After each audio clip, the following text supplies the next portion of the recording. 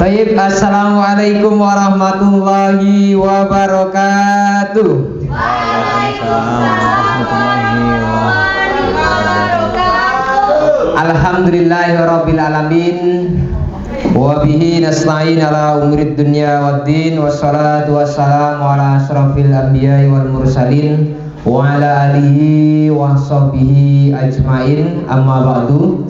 Alhamdulillah, kita kembali lagi di acara kita sesi kedua, yang mana pada kesempatan pagi hari ini sudah hadir di tengah-tengah kita pemateri yang sangat mumpuni terkait ekonomi syariah, zakat maupun ahli waris. Insya Allah nanti dijelaskan. Alhamdulillah. Tak lupa kami sampaikan salam takdim kami, salam hormat pada Mudir Pondok Pesantren Muhammadiyah Al-Ghifari Al-Ustadz Muhammad Dimyati SPD. Lupa juga kami sampaikan salam hormat kami kepada pimpinan SMP, kepala sekolah Al-Ustadz Hafiz Wakanila Fauzizar SPD. Tak lupa kepada wakil kepala sekolah juga bidang kurikulum Al-Ustadz Muhammad Ramadona SPD. Dan tak lupa juga kami sampaikan kepada Ustadz Zinal Kiram Asyuyuh Syekh Al-Ustadz Tisno SPDI Al-Majistir insyaallah. Serta ini yang paling dinanti-nantikan, yakni kehadiran para ustadz ustazah, dan tak lupa juga kehadiran para wali santri yang hadir pada kesempatan pagi hari ini melalui Instagram SMP Muhammadiyah Al-Ghifari.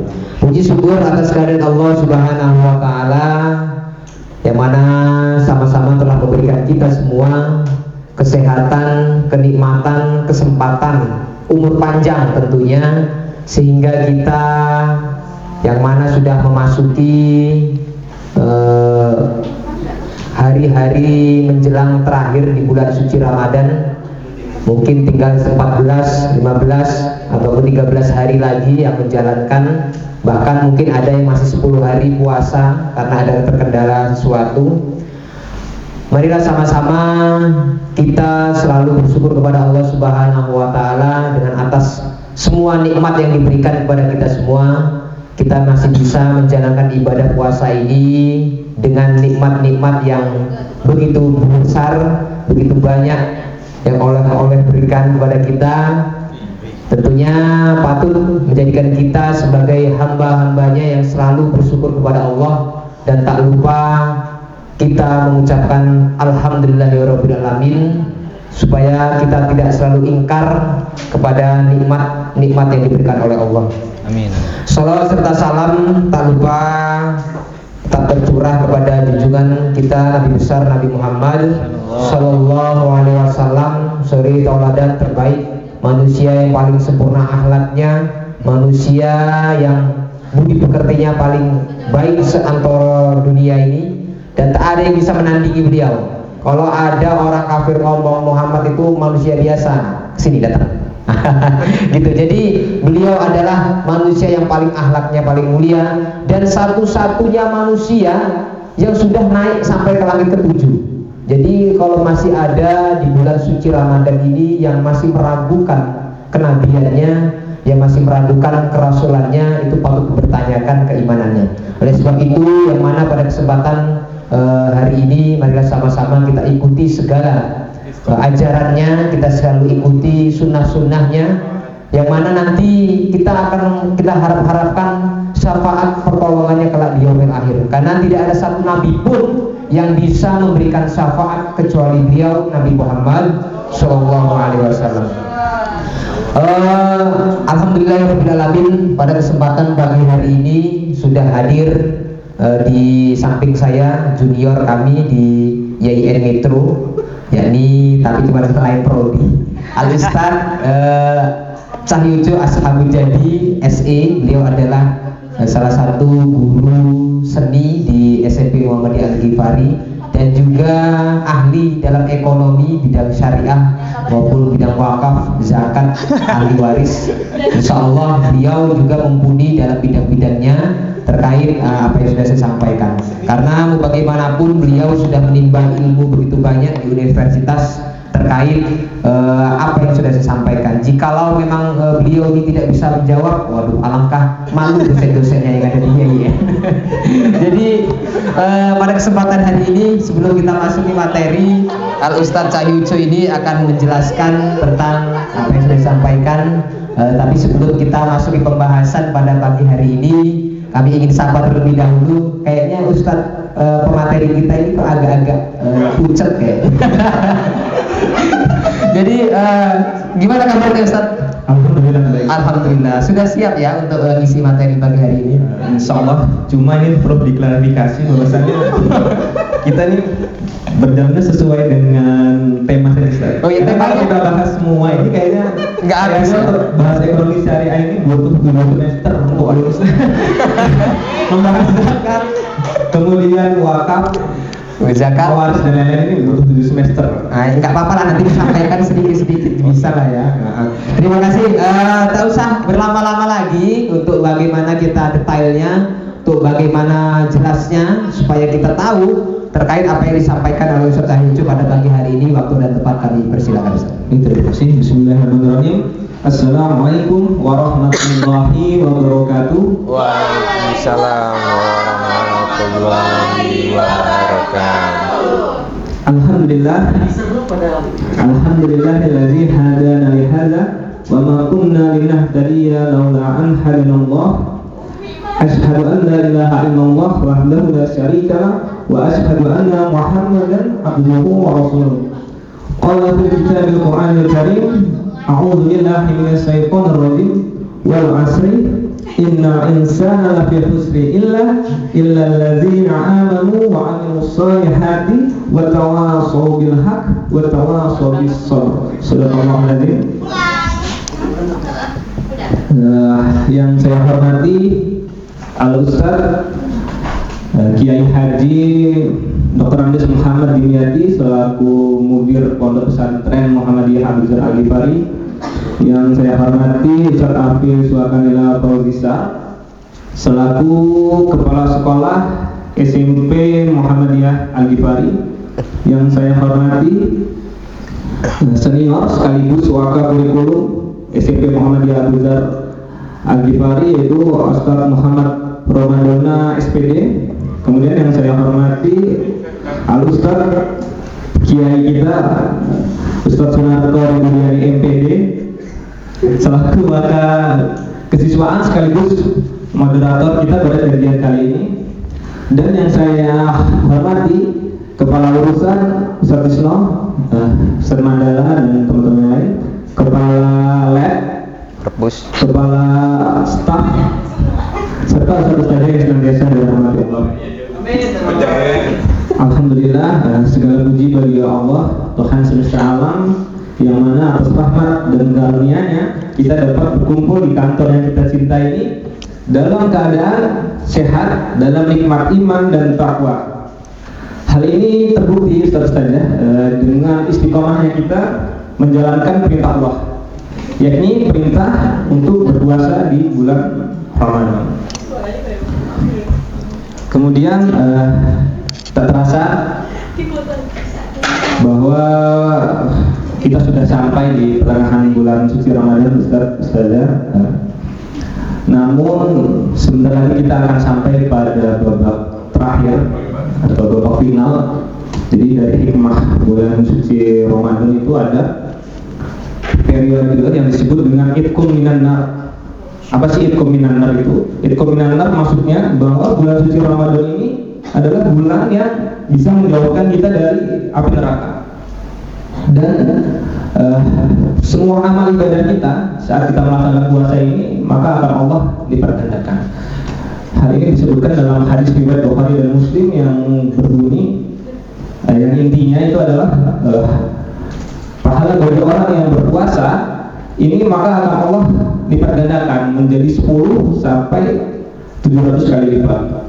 Dan dalam hadis An-Nasai dikatakan bahwa barang siapa yang bergembira akan hadirnya bulan Ramadan, maka jasadnya tidak akan tersentuh sedikit pun oleh api neraka. Wallahu a'lam bishawab. Sholawat serta salam marilah senantiasa kita curahkan ke junjungan kita Nabi Muhammad SAW,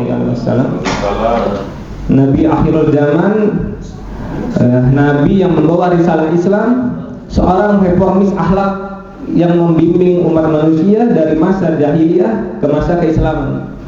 Dan semoga kita termasuk ke dalam umatnya yang diberikan syafaatnya di hari akhir kelak. Amin amin Allahumma amin. Alhamdulillah, terima kasih. Ini Ustaz-Ustazah atas kesempatan yang diberikan kepada saya untuk dapat berpartisipasi ya dalam agenda rutinan kita ini, Ustaz Sunarko, yakni kajian tematik spesial Ramadan oleh guru dan Ustaz SMP Muhammadiyah Al-Ghifari. Ini sangat luar biasa ya Ustazah di SMP Al-Ghifari ini. Selain dituntut sebagai guru, ini harus bisa menjadi pendakwah juga nih. Ini suatu pembiasaan yang baik menurut saya, insya Allah. Kemudian perkenankan saya di sini akan menjelaskan sedikit ya tentang kajian yang berjudul, insya Allah berjudul peran zakat dalam kesejahteraan umat, perspektif ekonomi syariah. Ini judulnya menarik, saya ini seperti judul skripsi sebenarnya. Ini ide dari Al-Ustaz Tisno ini. Terima kasih ini Ustaz atas judulnya ini ya. Karena kalau kita bahas tentang ekonomi syariah sendiri ini sangat luas Ustazah. Ada banyak aspek yang atau cabang keilmuan yang ada dalam ekonomi syariah. Tadi sebagai sudah disebutkan oleh Ustaz Sunarko, itu ada zakat, infak, sedekah, wakaf, mawaris, dan masih banyak lagi yang lainnya. Namun sesuai dengan tema yang akan saya bawakan di sini, insya Allah saya akan membawakan materi yang berjudul tentang zakat. Tapi sebelumnya harus kita pahami bahwa ekonomi syariah ini adalah cabang ilmu yang mempelajari ilmu ekonomi namun dengan landasan Islam. Jadi berpedoman pada Al-Quran, Sunnah, kemudian hadis, ijma dan qiyas. Dan fokusnya sendiri itu kepada kesejahteraan. Jadi menurut Umar Chapra ini seorang ekonom kontemporer dari Pakistan. Beliau mengatakan bahwa ekonomi syariah adalah cabang ekonomi yang menciptakan keseimbangan makroekonomi dengan ekologi serta menguatkan solidaritas sosial. Mengapa demikian? Karena ekonomi syariah ini tidak ada unsur riba maupun eksploitasi di kelas sosial. Jadi sesuai dengan prinsip Islam bahwa manusia itu memiliki value atau nilai yang sama di mata Allah Subhanahu wa taala. Dapat dipahami juga bahwa ekonomi syariah adalah metode mempertimbangkan dampak sosial lingkungan, mental dan spiritual. Oleh karena itu dapat kita simpulkan bahwa ekonomi syariah berfokus murni untuk kesejahteraan dan mendapat ridho Allah Subhanahu wa taala. Karena banyak nih cabang keilmuan dari ekonomi syariah, sedikit akan saya bahas materi tentang zakat. Jadi zakat itu ada dua yang sering kita temui adalah yang pertama zakat fitri, zakat al-fitri dengan zakat mal atau harta. Ada yang tahu zakat fitri apa ini? Zakat yang dibayarkan karena menunaikan ibadah puasa bulan Idul Fitri. Benar sekali Zatias. Bahwasanya zakat fitri adalah zakat yang erat kaitannya dengan bulan suci Ramadan. Jadi nggak akan ada yang namanya zakat fitri apabila tidak ada bulan suci Ramadan. Benar. Jadi Allah memberitakan dalam surat At-Taubah yang berbunyi Kusmin amwalihim shadaqatan tutahhiruhum biha wa shalli alaihim inna sholataka sakanul lahum wallahu sami'un alim. Yang artinya ambillah zakat dari sebagian harta mereka, dengan zakat tersebut engkau membersihkan dan mensucikan mereka dan mendoakan mereka. Sesungguhnya doamu itu menjadi ketentraman jiwa bagi mereka dan Allah Maha mendengar lagi Maha mengetahui. Disebutkan juga dalam Quran surat Al-Baqarah ayat 43 dan 277. Jadi hal ini menegaskan ya betapa pentingnya perintah zakat ini bagi umat Islam, karena zakat ini dapat mensucikan diri dari hal-hal yang mengotori hati. Jadi kita sudah berpuasa kan sesekali itu masih ya bahkan tidak sengaja mungkin hilaf bahwasannya walaupun kita sudah berpuasa tapi sesekali bisa kita berkata yang tidak baik, kemudian pikiran kita berpikir yang tidak baik, dan mata kita melihat yang bukan hak kita. Ya, jadi bahwa zakat ini salah satu metode atau cara untuk mensucikan atau membersihkan diri. Jadi menyempurnakan amal ibadah kita di bulan suci Ramadan. Jadi zakat yang familiar ya, yang sering kita dengar adalah zakat fitri. Cuma orang-orang banyak mengartikan fitrah, karena memang al-fitri itu artinya suci, Ustaz saja. Suci artinya, sehingga kembali ke fitrah asal usulnya. Dan al-fitri sendiri itu berasal dari kata asal usulnya dari iftar salah satunya. Ini menurut Ustaz Adi Hidayat, iftar itu artinya berbuka. Jadi tanda bahwa berakhirnya bulan suci Ramadan itu adalah salah satunya dengan menunaikan zakat dan melaksanakan hari raya Idul Fitri. Begitu. Kemudian dari Ibnu Umar radhiyallahu anhu dalam hadis riwayat Bukhari dikatakan bahwa Rasulullah SAW mewajibkan zakat fitri dengan 1 sa' kurma atau 1 sa' gandum bagi setiap muslim yang merdeka maupun budak, laki-laki maupun perempuan, anak kecil maupun dewasa. Zakat tersebut diperintahkan dikeluarkan sebelum orang-orang keluar untuk melaksanakan sholat Id, hadis riwayat Bukhari. Jadi hadis ini juga turut menegaskan ustaz-ustaznya kewajiban membayar zakat fitri bagi seluruh umat muslim yang merdeka. Dalam hal ini maksudnya mampu untuk menanggung keluarga dan anak-anaknya maupun budak yang dipeliharanya. Adapun perintah pelaksanaannya dibayarkan di akhir bulan Ramadan dan paling lambat sebelum orang-orang melaksanakan sholat Id. Jadi apabila kita telat membayar dikarenakan hilaf atau memang tidak sempat, kemudian kita beranggapan bahwa masih boleh membayar Id, maka membayar zakat fitri setelah melaksanakan sholat Id, maka itu tidak dinilai sebagai zakat fitri, melainkan terjadi yang namanya skema sedekah atau infak. Begitu saja. Jadi syarat untuk melaksanakan zakat fitri itu adalah di akhir Ramadan dan selambat-lambatnya adalah sebelum sholat Id pagi. Gitu. Tapi dianjurkan memang zakat fitri ini dibayarkan sebelum sholat Id 2 hari atau 3 hari sebelumnya. Mengapa demikian? Karena agar umat Islam ini dapat bersiap-siap untuk menyambut bulan atau menyambut hari raya Idul Fitri. Karena kan sebagai tanda tadi ya, jadi hari raya Idul Fitri itu sebagai tanda bahwasanya berakhirnya bulan Ramadan kemudian beralih ke hari raya. Jadi ada pun sunnah yang dianjurkan itu untuk sebelum sholat Id, sebelum kita berangkat sholat itu kita dianjurkan untuk makan atau minum. Jadi sebagai tanda bahwasannya kita sudah selesai menunaikan ibadah puasa di bulan Ramadan ini. Kemudian 1 sa' berarti 4 mud. 4 mud itu kalau saya bukan mud saja tapi mud. 1 mud itu kalau saya analogikan itu 1 serok tangan menadam seperti berdoa ini disebutnya 1 mud. 1 mud. Jadi 1 sa' itu 4 mud. Dan 1 sa' itu kalau diliterkan itu karena zaman dulu kan tidak menggunakan berat ya. Jadi orang itu menimbang itu bukan dengan berat melainkan dengan sa' tadi dan mud tadi. Di 4 serok dari tangan orang dewasa itu 1 sa'. Jadi kurang lebih 3,5 liter.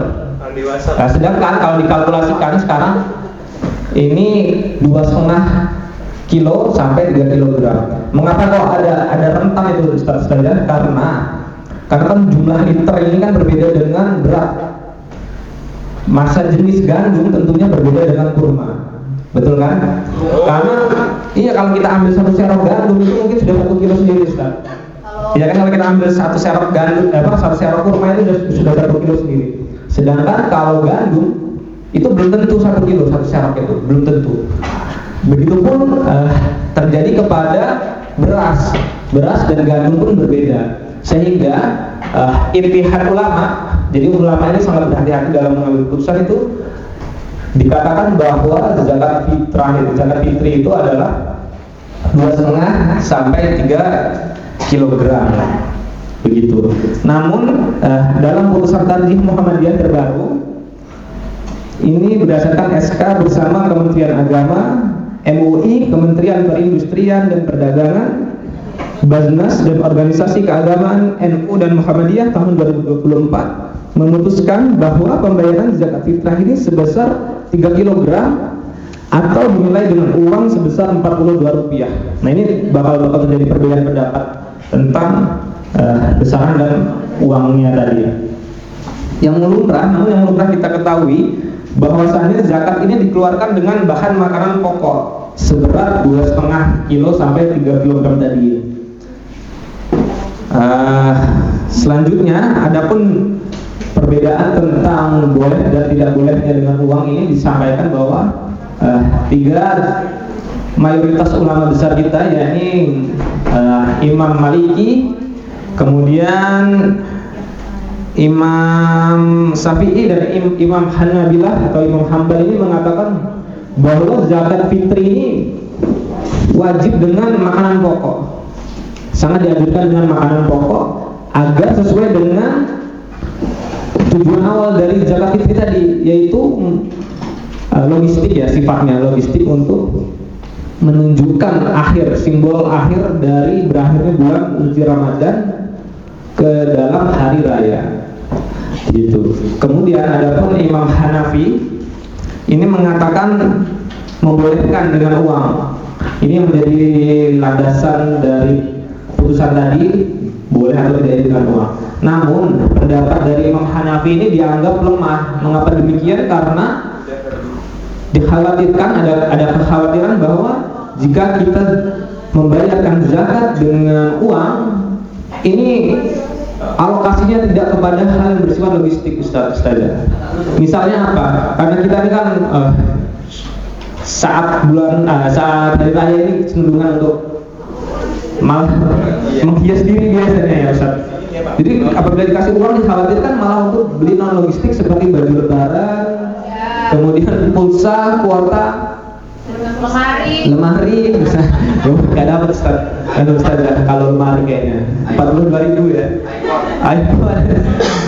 Jadi dikhawatirkan bahwasannya uang zakat fitri yang dibayarkan dengan uang ini dialokasikan tidak untuk logistik, sehingga akan merusak dari tujuan awal perintah dari zakat fitri sendiri, yaitu apa? Memastikan bahwa setiap umat muslim ini memiliki makanan, karena ini adalah hari raya, hari kemenangan. Benar. Adapun yang berhak mendapatkan zakat tercantum dalam Al-Quran surat At-Taubah ayat 60 yang artinya sesungguhnya zakat itu hanyalah untuk orang-orang fakir, orang miskin, amil zakat yang dilunakkan hatinya yaitu mu'alaf, untuk memerdekakan hamba sahaya, untuk membebaskan orang yang berhutang untuk jalan Allah, dan untuk orang yang sedang dalam perjalanan, sebagai kewajiban dari Allah, karena Allah Maha mengetahui, Maha bijaksana. Jadi dari dalil di atas maka ada 8 golongan ustazah yang berhak menerima zakat fitri sendiri. Yang pertama adalah fakir. Jadi orang fakir ini adalah orang yang tidak memiliki harta dan tidak mampu atau tidak memiliki kemampuan untuk mencari nafkah. Jadi sudah tidak memiliki harta, kemudian dia tidak memiliki kemampuan untuk memenuhi kebutuhannya. Nah, golongan orang fakir inilah yang paling layak untuk menerima zakat fitri. Kemudian golongan yang kedua adalah orang yang miskin. Miskin ini sedikit berbeda dari fakir. Jadi miskin ini adalah orang yang tidak memiliki harta yang banyak, namun masih mampu mencari nafkah. Hanya saja terkadang nafkah yang didapat ini tidak mencukupi untuk kebutuhannya sehari-hari. Itu adalah dari golongan miskin. Kemudian selanjutnya adalah amil zakat. Amil zakat ini adalah orang yang mengelola pengumpulan serta pembagian zakat, seperti ketuanya, bendaharanya, sekretarisnya, dan lain sebagainya. Yang selanjutnya yang keempat adalah mu'alaf. Jadi yang dimaksud mu'alaf yakni orang yang perlu dihibur hatinya agar masuk Islam, agar mantap, atau orang yang dikhawatirkan memusuhi atau mengganggu kaum muslim, atau orang yang diharapkan memberi bantuan kepada kaum muslim. Jadi mu'alaf itu tidak diartikan hanya sebagai orang yang pindah agama, Ustaz.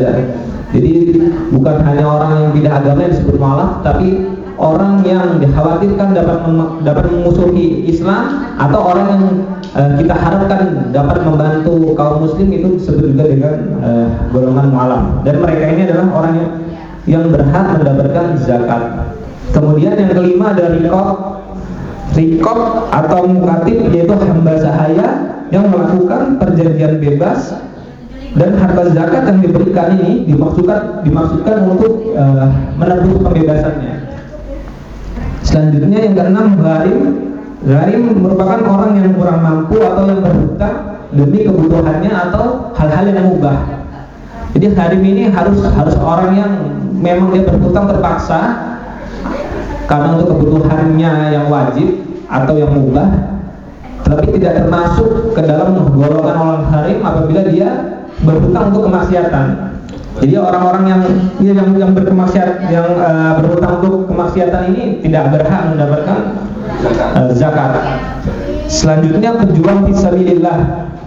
Yang termasuk golongan ini adalah orang-orang yang berjuang di jalan Allah, yang membela ajarannya, namun mereka ini tidak menerima upah dari pemimpin atau dari orang-orang tertentu, dari kalangan tertentu.